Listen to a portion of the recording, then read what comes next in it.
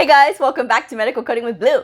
Today's episode is all about how to get your first job as a medical coder. If you are brand new to my channel, welcome. I am Blue. I'm a medical coder. I have been a medical coder for over 10 years. I really love what I do and I like sharing my stories. So I hope you'll take a second, hit that subscribe button, hit the like button, and at the end, if this video helps you, I hope you'll share it. Okay, so let's get started. All right, so you just got your credential. Now you're excited because now you're going to be a medical coder. But then you start looking at all the job listings and they all say the same thing, that they want 1 to 3 years experience, 1 to 5 years experience as in medical coding before they'll even consider. Here's the thing. A lot of people will write me very frustrated asking, how am I supposed to get experience if no one will hire me? We all went through this. 98% of brand new medical coders go through this very thing. I am very honest about it on my channel. I tell you guys all the time that this is not an easy field to get into, but once you do get into it, you're home. Or at least I feel like I'm home because I really love what I do. But step one, you have to have a really good resume. That's above all else. This resume cannot look like everybody else's resume. This resume needs to showcase your strengths. It needs to be no more than 2 pages. And I say this because some people will tell me, oh, my resume is 4 pages or my resume is 5 pages. Honey, get that resume down to 2 pages. Ideally, it would be 1 page, but I understand that, sometimes people have an extensive work history. But my recommendation is to get it down to 2 pages. And you want at least the last 10 years of your jobs, anything that is relevant to what you're trying to get into, which is medical coding. I know that it's not going to be related because you're a brand new medical coder, you don't have experience, but you do have some other skills, right? Do you have any sort of leadership skills? Do you have any sort of like group teaching skills? Like if you were a teacher, sometimes there's some teachers that switch over to being medical coders. So gotta love teachers, okay? Teachers are wonderful for getting into medical coding because they know how to handle students, right? And it's the same, and it can translate over into doctors, okay? And other medical staff. Trust me, I'll get into that on another video. But if you have these skills, if you have any sort of public speaking skills, if you have had any background at all in medical, you need to make sure that it is on your resume. Whatever that job listing has, if those qualities are anything that you have, you need to have it on your resume, okay? If you can use Microsoft Office, put that on there. If you speak more than 1 language, put that on there. Those are things that they're also looking for. Did you do really well with your anatomy, physiology, and medical terminology? You need to have that on there on your resume as additional skills. Blue, what am I going to do with this resume? Nobody wants to hear from me. They want 1 to 5 years experience, 1 to 3 years experience. Apply anyway. Even if it tells you required 1 to 3 years, 1 to 5 years, still apply anyway. Because sometimes not all places are going to have access to like really good medical coders or medical coders that are certified. So if you roll up in there with your certification and all of your really good resume, then you may get looked at, regardless if they say they need 1 to 5 years experience or not, because sometimes they get very desperate and they need people, okay? And this does happen. So sometimes they'll take a chance on you. Also, your cover letter needs to be amazing. It doesn't need to be the same thing as everybody else. I want to work in a fast-paced environment. I am on time. I am a team player. No. That cover letter is a brief snapshot of you. They need to get that hook. They need to know, because your resume, that cover letter, something like that, is going to look like 50 others who did not put any effort into their cover letter. You need to make it look like it's personal and that you are putting your effort into this. Because a lot of times people will say, well, I'm not a very good writer. You need to get that out of your head. You need to get that out of your head. I'm not a good writer. I can't write a good resume. Get it out of your head. Yes, you can. You need to display all of your good techniques and all of your good skills, anything that you're really good at. If you are really good at medical terminology, anatomy, physiology, put that on there. If you've been studying it, put it on there. If you've been looking at like websites for Blue Cross Blue Shield and CMS.gov and things like that, and you have a working understanding of insurance companies, then you need to put that on there. Those things are things that are going to be looked at. Okay, well, this person's clearly doing their research. Just because you're not a medical coder yet does not mean that you do not have to expand your mind and try to look on CMS.gov, which I always talk about all the time. There is a free Medicare Learning Network on there. There's a whole section, and it is on there, and you can look on there, and it's free. You can download, you can read it, and this will get you an understanding of all of the rules, because everybody, most insurance carriers will model themselves after CMS, okay? The Medicare guidelines. It will model themselves after that. So a lot of what they do, they model after them, after CMS. So I want you guys to think about that. Take the time, look at the website and look at all the information that's there, okay? You have the time now while you're doing your work search to be looking at those things and to be like familiarizing yourself with Blue Cross Blue Shield's guidelines, or Humana, or Aetna, or any of those other ones. Look at their websites. They have lots of free information on those websites. Pretty much any insurance company's got like lots of articles and things that you can look at. Look in your area to see what they are looking for. Okay, what are they looking for? Sometimes you'll see on the job listings that they want experience with certain software and things like that. And you may not have that experience, like with Meditech or Cerner or Epic or anything like that. And that's fine, because usually they'll give you like training, because not everybody uses the same electronic health record in every facility, okay? So with that said, just at least get yourself familiar with the insurance companies. Yes, not all medical coders do billing, but having a functional understanding of the insurance companies is going to put you ahead of the pack, okay? At least have an understanding. You got to go above and beyond and really try to understand those things. Make sure, like I said, that cover letter says a lot about you. If you haven't been in the workforce for a while, if it's been a while since you've had a job because you were raising your family, you were taking care of a family member, whatever the case may be, then you need to talk about in brief form, okay, on that one-page cover letter, about your desire to get back into the workforce, and about how hard you studied, and what you are doing. What are the other things that you are doing? Are you an active member of the association, either a HEMA or AAPC? Are you actively going to meetings? Are you actively doing your research? Talk about that. Are you doing research on the insurance companies and things like that? And don't just put it on there as lip service. You really need to make sure that you actually are, because when you get called in for an interview, I guarantee you somebody sees that, oh, okay, let's test them.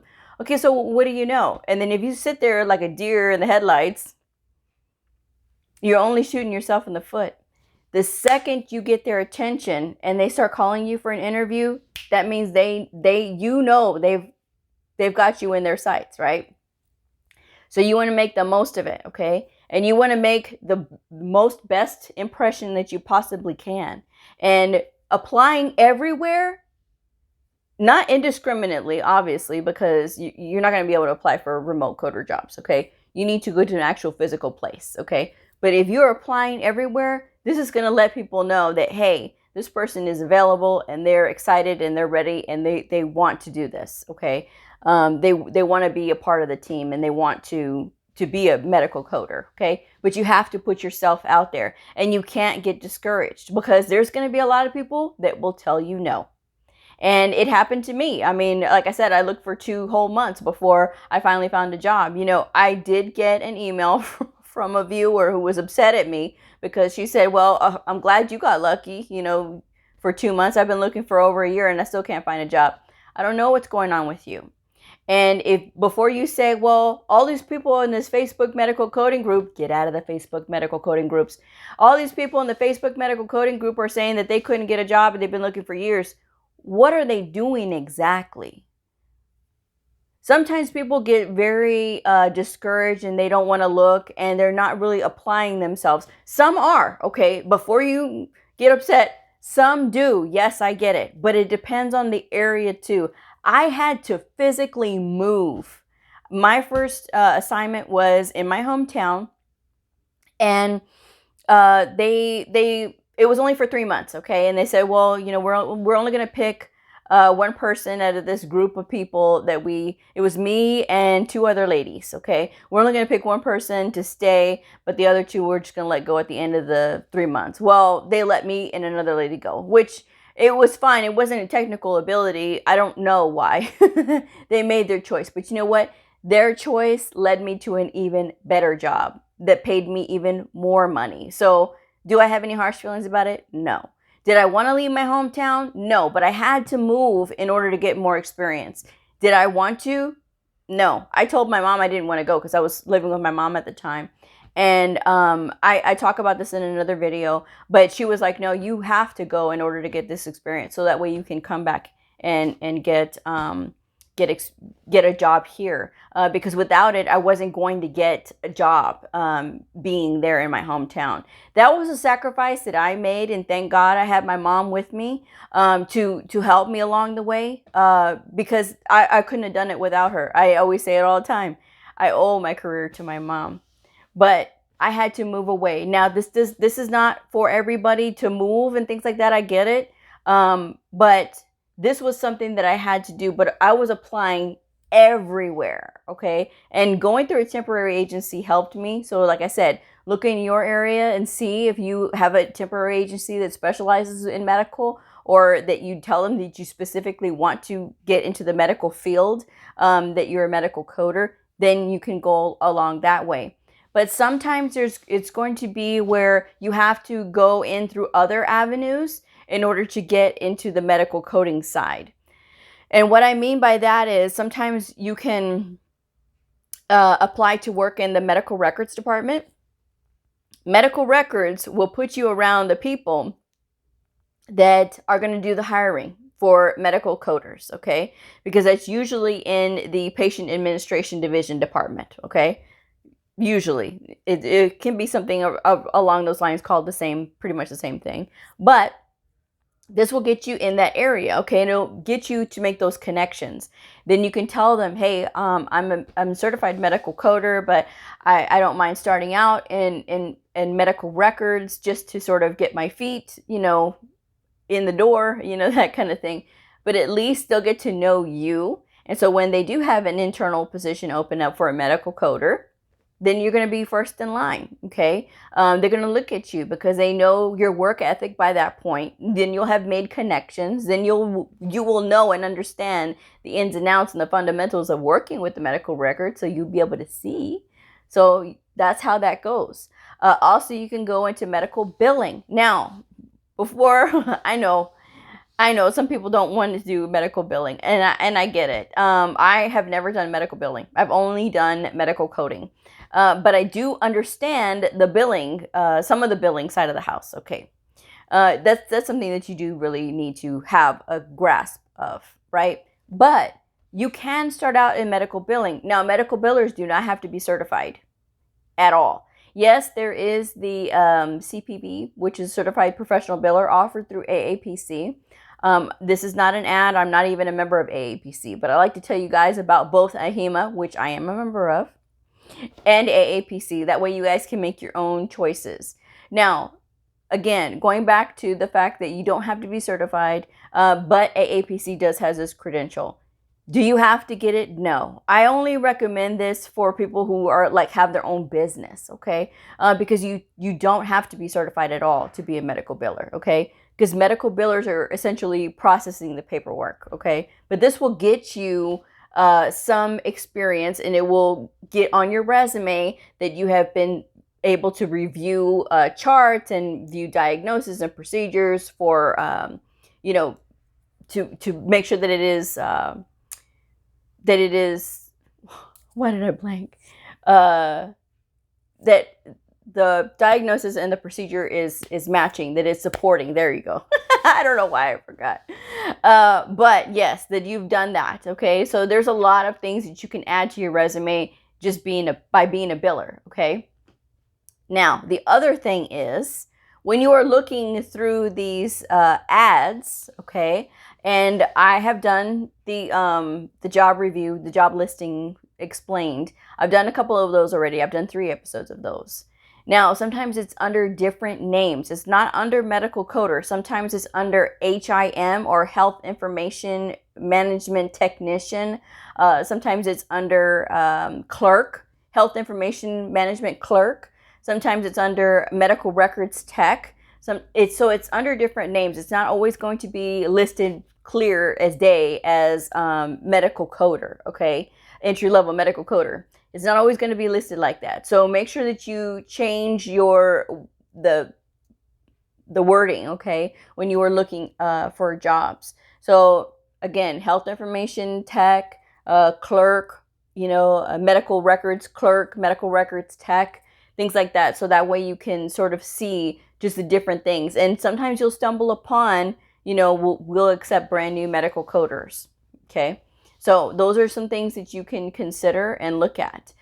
Don't get discouraged. I keep saying this, but I'm telling you guys that this is part of the shaping process to becoming a medical coder, is this horrid time at the beginning when you're looking for a job.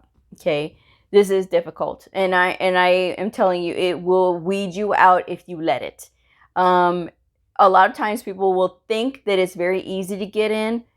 It's not, and it is a challenge, but it is possible. You just have to be persistent, and this even includes applying for the same positions again. If you apply for a position and the position closes, right? They've selected their candidates and then you're told that you didn't get the position. And then the same position opens up again because they have another slot. Apply for it again, okay? Keep applying, because this is going to show persistence. And trust me, that's what I had to do. When I got my position here, okay. When I got my position here, which I've been here for a little over 10 years, right? I've been here 11 years now, okay?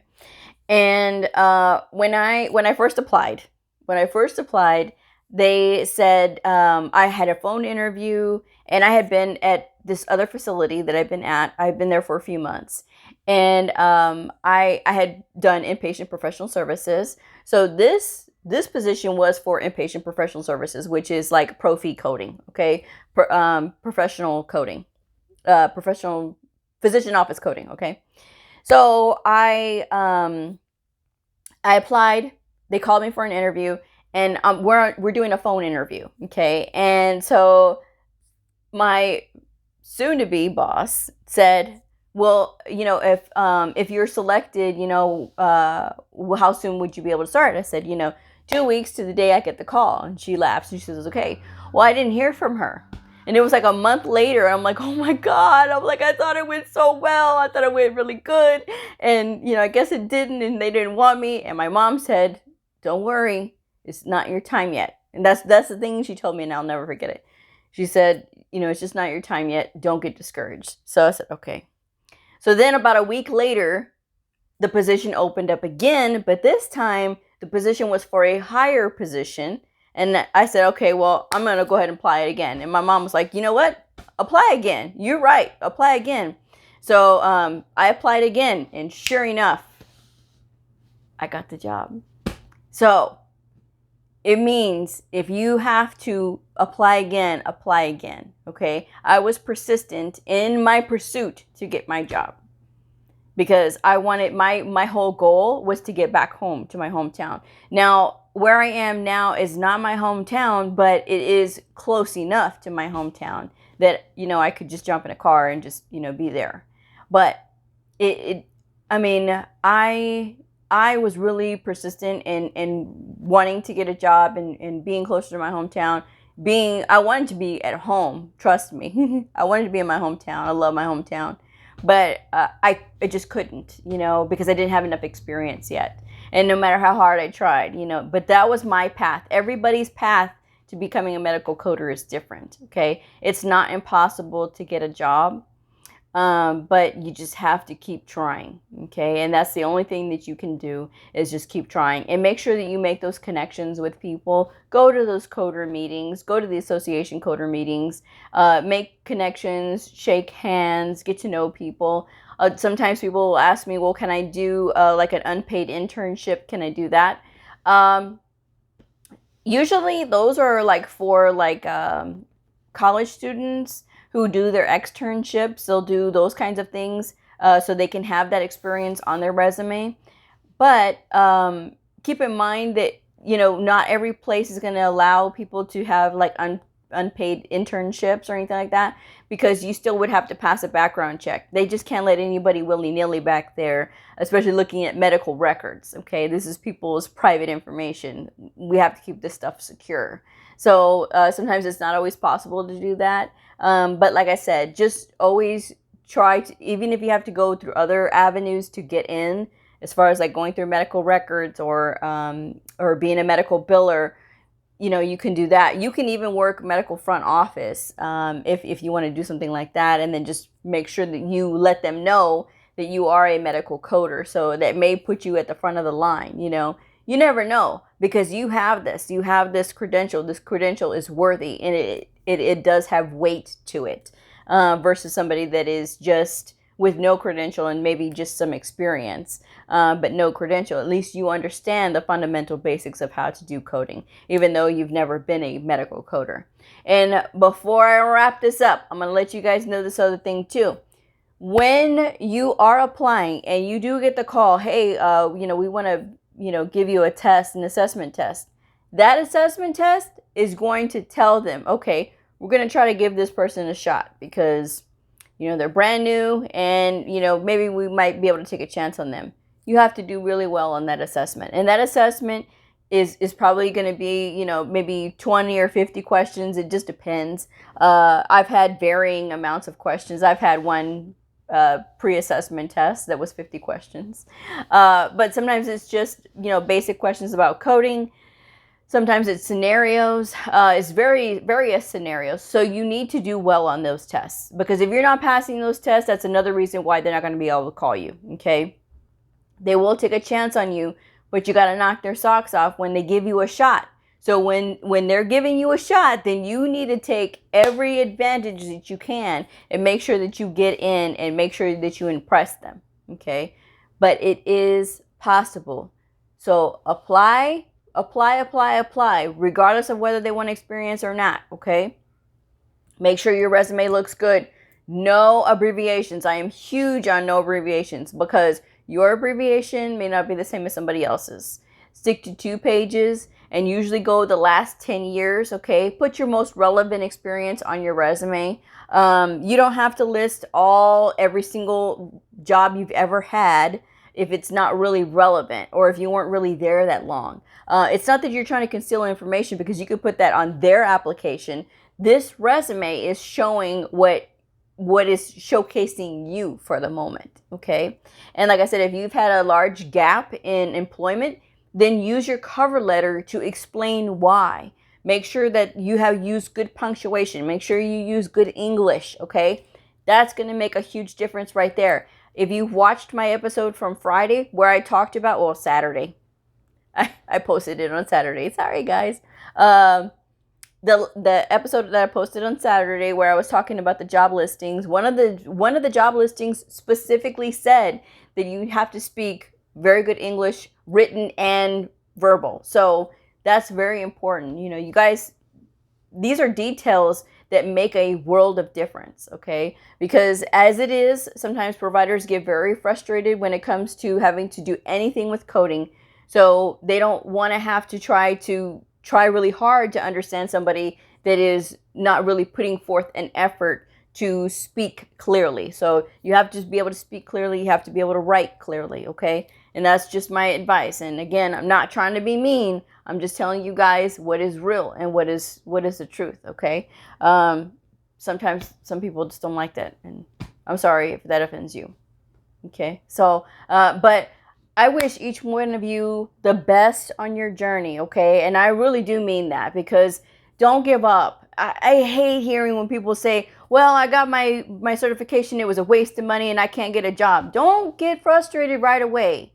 It's going to happen where you can't find a job right away. I mean, there's a saying that says for every $10,000 you expect to earn, expect to look for 1 month. Okay? For every $10,000 you expect to earn, expect to be looking for 1 month for every 10,000. So if you're expecting $40,000 or $30,000, you're going to be looking for 3 months, okay? I just happened to find mine in 2 months, okay? Don't get it twisted, okay? But I'm just saying, that's the expected amount of time to be looking, okay? So just keep working. I mean, I continued to work while I was looking for a job, okay? It didn't mean that I needed to stop working, right?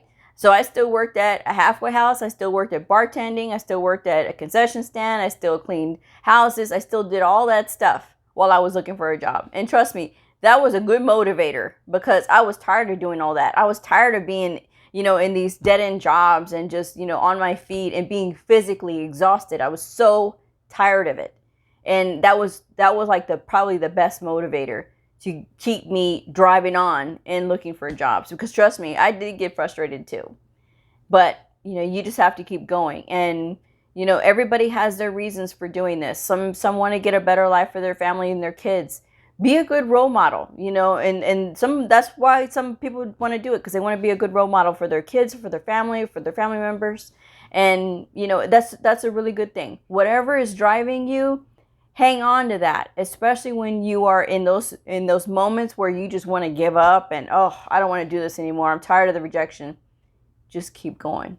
It's just going to be a little bit more. You just got to dig deep just a little bit more, just a little bit more. And trust me, once you get that first job, then spend your time there. Put your time in, and then you can go on and do whatever it is that you want to do. I can't imagine the thought of ever giving this up. Even back then when I was looking for a job and I was so frustrated and not, hearing back from anybody or them telling me no, I can't imagine doing anything else now because I really love medical coding. Anyway, like I said, just keep going. That's all you can do. And when you do get an interview, make sure that you are well dressed. No jeans. Okay? No jeans. I know we're all in COVID, so hopefully, that's, it's dying down, hopefully. I don't know. But, make sure that you're well dressed if you have to go in for a physical interview. Just saying. All right, I'm going to wrap this one up. So if you're a medical coder, a medical coding student, somebody curious about the fascinating world of medical coding, a provider or a nurse, I invite you to like and subscribe and follow me on my journey in medical coding. I will see y'all next time. Bye.